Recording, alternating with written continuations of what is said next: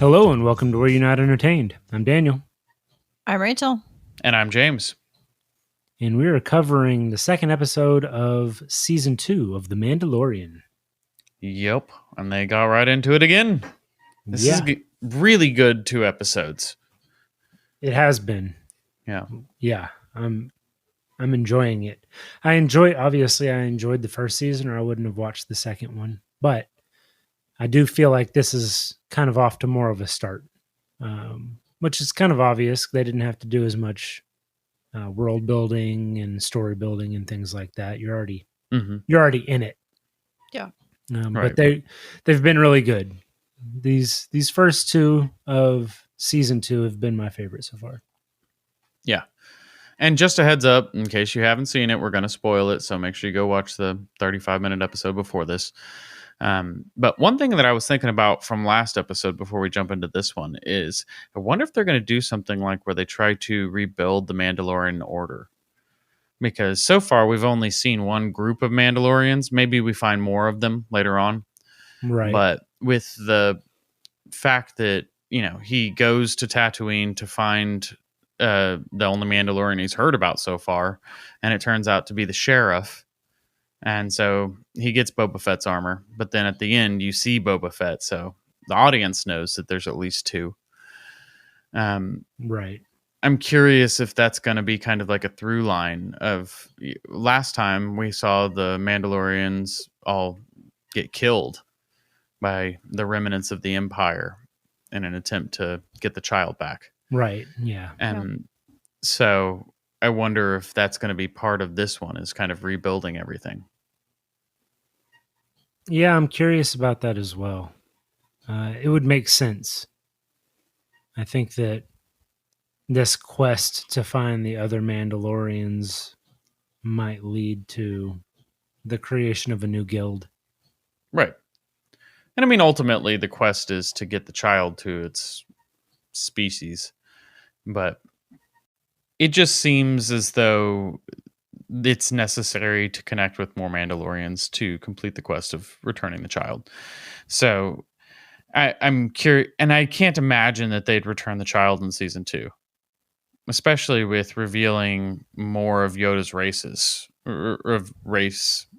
Like, we've only ever seen 3, I think, in total in the actual movies. Right. I'm not sure about the Clone Wars. I never saw the animated series, and I don't know whether that's considered official canon or not. But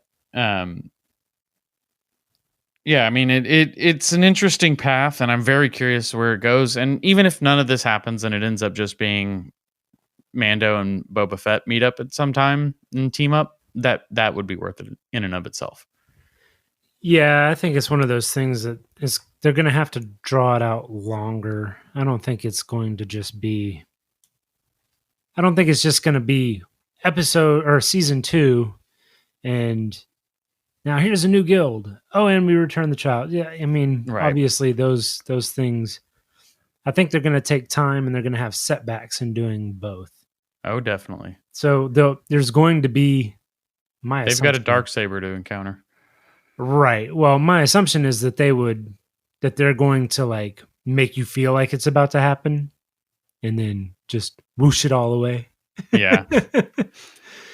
As happens in these things.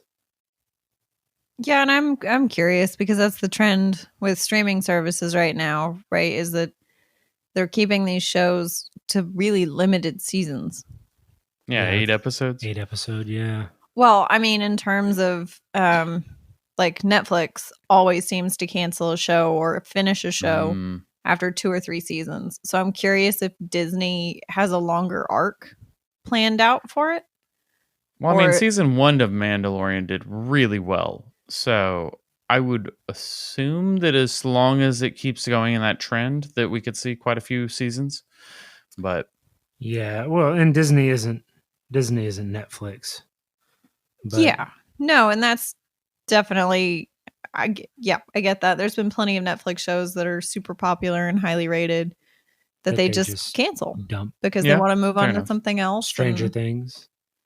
Yeah, Santa Clarita Diet, and same with even big networks like with Hannibal. wildly popular, well received, 3 seasons, and they ended it. But I would think this probably has a longer story in mind. People like it and they're releasing it weekly. I think at this point, Disney doesn't have enough draw to their platform that something that's as big of a hit as this, they'll want to keep going for as long as they can. Yeah, and they don't have a lot of adult TV shows.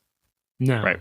They don't really have a lot of stuff like that. That's not really their thing. And so I think this has been a really good show to fill the void right now, especially. But I liked the second episode quite a bit more than the first one. Which, I did too. The spiders, God. Yeah. One of the things the spider. One of the things that like really gets me about the Mandalorian too is the fact you brought up Disney and they don't have a whole lot of adult shows. I find it really refreshing in the Star Wars world to not be following Jedi. Right. Yeah. It's a completely different viewpoint than what we're used to. I mean, right in the beginning, you have the ambush that happens, and he makes a deal with one of the raiders or whatever you want to call them, and ends up almost going back on it by shooting the rocket up into the air and killing him. So it's one of those things. He doesn't have that moral code of Jedi. It's a little bit more. And he didn't almost go back on it. Fair enough. Even in this episode, killing the guy that he gave the jetpack to. That's what he was talking about. Oh, yeah, that's what I was referring to. Sorry, I thought you said the first episode. My bad. Okay. No, we're good. But yeah, it's just that moral ambiguity. And that being, the kind of the premiere TV show on Disney Plus is a little bit strange, but I love it. Yeah. Well, and they keep it funny as well because Baby Yoda is adorable. That's the word you're looking for. Yeah, he's such a good comic relief. Mischievous. Yeah, he is pretty funny. He is. He's this miscreant child that's always in something. That kid will eat anything. Stop eating that. No. He turns around and gets them attacked by a bunch of spiders. Right. Just so you tell me no. Well, at the very beginning, you think maybe it's just an appetite for frogs. Right. Because that's what he ate last season. And then now he's eating these frog eggs. But nope. Yeah, he eats frogs and spiders. He eats anything. Yeah. Keep that boy fed. Yeah, and I especially loved at the very end when he pops that frog egg in his mouth, and it's like, where did he even get that? Yeah, where did that even come from?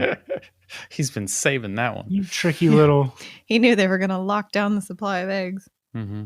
Exactly.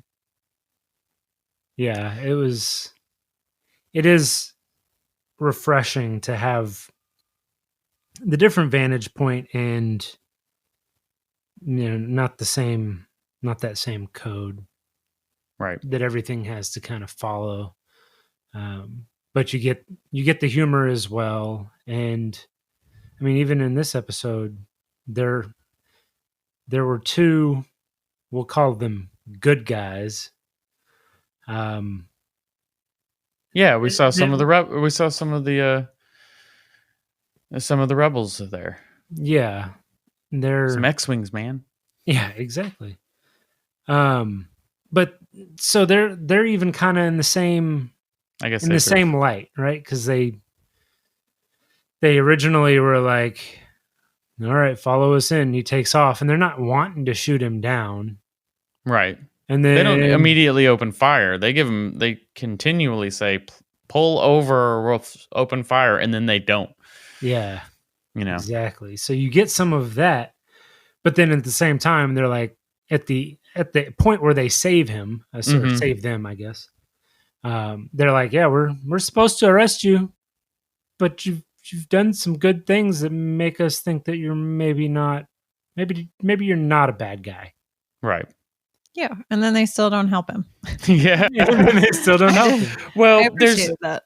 Yeah, and also, I mean, we're talking about kind of the gray zone of Star Wars. There's a big difference between not letting somebody die, looking the other way, and actively helping them.